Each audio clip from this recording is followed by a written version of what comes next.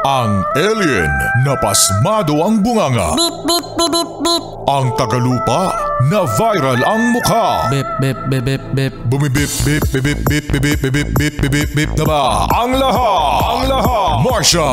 Beep, beep, beep, beep. Enrico Pañero. Bip, bip, bip, bip, bip. Beep, beep, beep, Bip, bip, bip, bip, bip. Bip, bip, bip, bip, bip. Titilaok! Mga yes, friend! Let's sing together! Mula nang makilala ka, ikaw ang nasa puso ko. Halos di malimutan ang siya na dulit mo. Pwede ba kitang tawagin na tuwing akan 101.1 Net FM?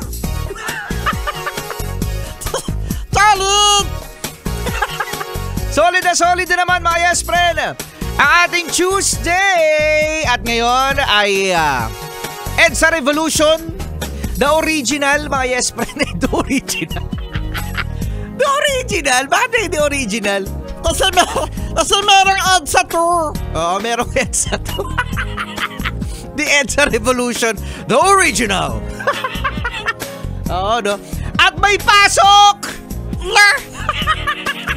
Tama ka, Tolits. May sequel.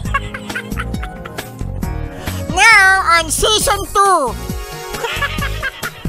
Because of public demand, season 3. Due to public demand, magsi-season 3 daw. Magsi-season 3 daw yung EDSA. Loko.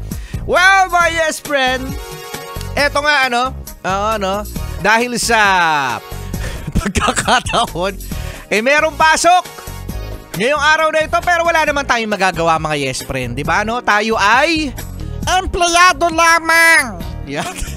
Empleyado at estudyante. Ganun.